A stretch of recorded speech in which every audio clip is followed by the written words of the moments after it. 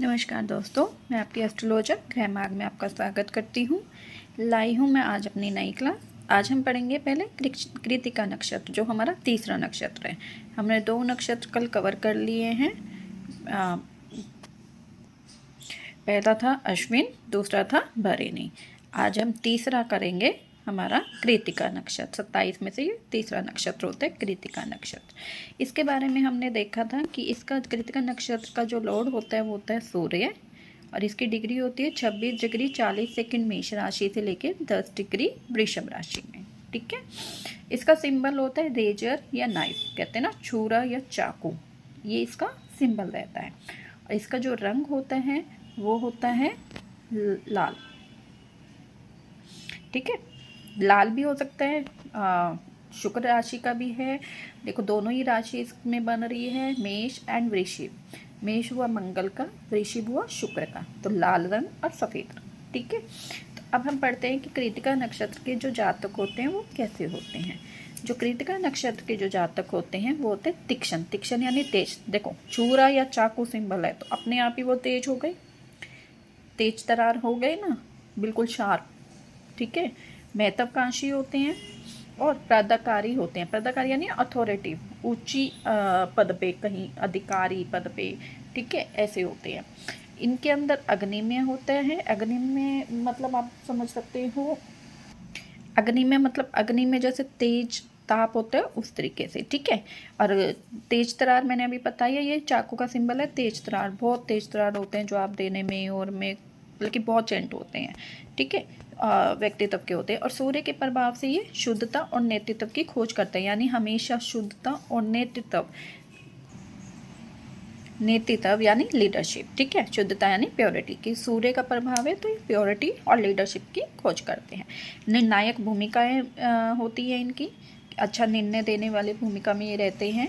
ठीक है, बहुत उसमें बहुत अच्छे होते हैं।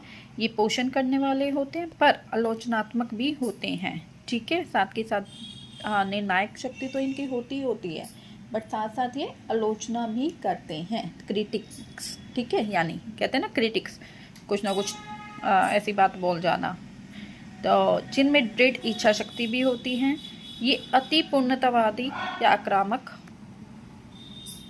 ये एग्रेसिव होते हैं। आक्रामक मतलब एग्रेसिव होते हैं। साथ साथ इनके अंदर अहम बहुत ज़्यादा होता है, बहुत ज़्यादा अहम होता है कि जो भी हूँ मैं, बस मैं ही हूँ, थोड़ा सा ये चीज़ इनके अंदर बहुत ज़्यादा रहती है। ठीक है, और इनके जो नाम अक्षर रहते हैं, पहले चरण, दूसरे चरण, तीसरे और चौथे चरण के हिसाब से आ, ई, उ, ओ, ये 4, आ, ई, उ, ए, ये 4 नाम अक्षर इनके रहते हैं। अब हम देखते हैं इनकी हेल्थ और डिजीज़ के बारे में। इनको आइज रिलेटेड प्रॉब्लम हो सकती है, डाइजेशन रिलेटेड प्रॉब्लम रहती है, एसिडिटी हो गया या फीवर हो गया, क्योंकि सन की वजह से। सन का भी क्या होता है, ताप, गर्म, तो गर्म की वजह से फीवर, और पेट में गर्मी की वजह से जैसे डाइजेशन में एसिडिटी वगैरह की प्रॉब्लम या आँख की प्रॉब्लम, ये इनको रहती है। साथ साथ इनको थोड़े बहुत कर्ड्स हो गए या बर्न हो गए या स्किन की इन्फ्लेमेशन, स्किन की जलन, यानी ये सब भी हो सकती हैं। इनको अपने स्ट्रेस को मैनेज करना चाहिए, ताकि इनके हार्ट से रिलेटेड कोई स्ट्रेन इन पे ना आए। और इनको शीतल आहार लेना चाहिए, गर्म या मसालेदार नहीं, थोड़ा ठंडा आहार इन्हें लेना चाहिए। ठीक है, अब हम पढ़ते हैं इनके करियर और वर्क के बारे में, कि इनको कौन सा करियर और कौन सा वर्क अच्छा रहता है। तो ये मैंने बताया लीडरशिप टाइप के होते हैं, तो इनको ऐसा करियर चुनना चाहिए जिसमें लीडरशिप हो, जैसे मैनेजमेंट हो गया, या पॉलिटिक्स हो गई, सर्जरी का हो गया, या कलनरी आर्ट्स हो गए, या फिर इन्हें प्यूरिफिकेशन रोल्स करने चाहिए शुक्र की वजह से, जैसे इन्वायरमेंटल साइंस हो गया, ये इनको बहुत अच्छे सूट करेंगे। तो इन्हें ऐसी पोजीशन पे होना चाहिए जिसमें अथॉरिटी हो और प्रिसिशन हो, इनमें इनका काम बहुत अच्छा चलेगा, ये इसमें बहुत अच्छे जाएंगे।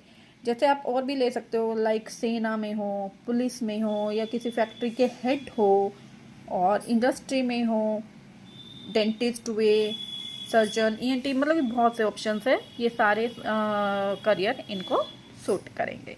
तो ये था हमारा तीसरा नक्षत्र कृतिका नक्षत्र के बारे में सब कुछ मैंने आपको बता दिया। ठीक है, तो किसी ने मुझे कल मैंने कहा था कि मैं एक दिन में 2 कराऊंगी, बट मेरे पास मैसेज आए हैं प्लीज़ मैम एक एक करके ही कराओ, एक एक करके करने में अच्छे से समझ आ रहा है, 2 में कंफ्यूज रहेंगे, एक एक को अच्छे से समझा दो। तो इसलिए आज हम सिर्फ एक ही कर रहे हैं। रोहिणी नक्षत्र जो हमारा चौथा नक्षत्र है उसको हम कल करेंगे। अगर किसी को कुछ नहीं समझ आ रहा है या किसी को कुछ पूछना है प्लीज़ मुझे कमेंट में पूछ सकते हो आप।